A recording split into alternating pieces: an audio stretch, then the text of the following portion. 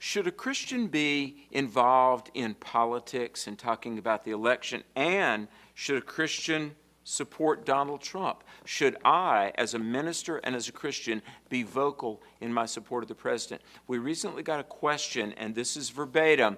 This particular lady, and maybe she's watching, she says, Alex, how can you, as a minister, support that evil man, her words, evil man, Donald Trump? Let's talk about that. Hi, Alex McFarland, and welcome to the Truth for a New Generation webcast. Okay, thanks for writing. And I'm not going to give this person's name because I don't want to call out this person or embarrass this person. This particular person has been a financial supporter of the ministry. And she writes to me and she says, take me off your mailing list. I'm not going to send you any more money. How can you support that, quote, evil man, end of quote, Donald Trump? Okay, let's talk about this for just a minute. And I could spend a long time talking about where I honestly believe the president is spiritually. I first met the president in 2015. By February 2016, I was talking with Pastor Robert Jeffers, who has met with the president extensively. In December of 2016, my former employer and my friend and my colleague, James Dobson, oh my goodness, one of the most respected people in the country, shared how he had prayed with the president, what Christians call the sinner's prayer, to accept Christ. Let me say this.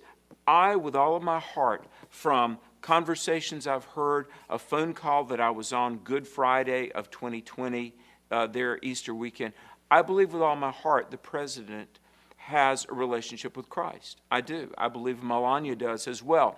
I've got very clear reason to believe this. Look, I'm not saying you should call Donald Trump as your next pastor, but we Christians, listen, please hear my heart. We love a Damascus Road conversion story. We love the story of somebody who spent years living away from God and they, at some point in their life, found God. Why could that not be the case with President Donald Trump? I have heard on phone calls, and I've got it on unimpeachable authority from people I've mentioned and others, that I believe our president does have a relationship with the Lord.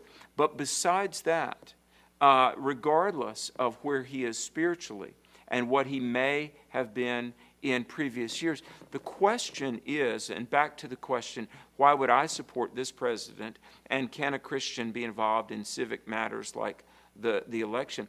Look, when it comes to defending the Constitution and your God-ordained freedoms, when it comes to responsible immigration, when it comes to the economy, when it comes to things like school choice, religious expression, when it comes to our relationship with the nation of Israel, my goodness, it doesn't take a lot of intellect to understand which candidate and which party and which platform is in step with 242 years of American life and is the best hope for our future, and which is all about revision, deconstruction of America, not supporting the family, and turning us into a Marxist, socialist utopia.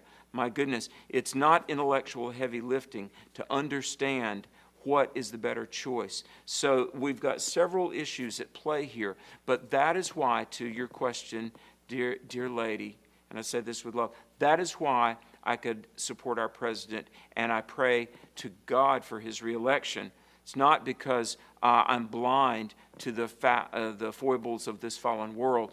It's realism about where our culture is and what the future may or may not be. Let me encourage you to learn more. Oh, to learn more. My book, The Assault on America and What We Must Do to Defend Our Country. If you share this publicly, you're automatically entered to win. This book is available at Amazon, Barnes & Noble, everywhere. I would encourage you to read this book, please, before the next election. And let me say to voters that are on the fence, please try to step back from emotion and knee-jerk reaction. And Donald Trump is an ungodly man. Look, you don't know that.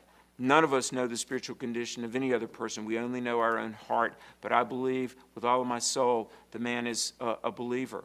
But besides that, it's not hard to prove he's the best choice for the future of our country. So pray for America. 1 Timothy 2, we are to pray for those in authority. So I thank you for watching. God bless you.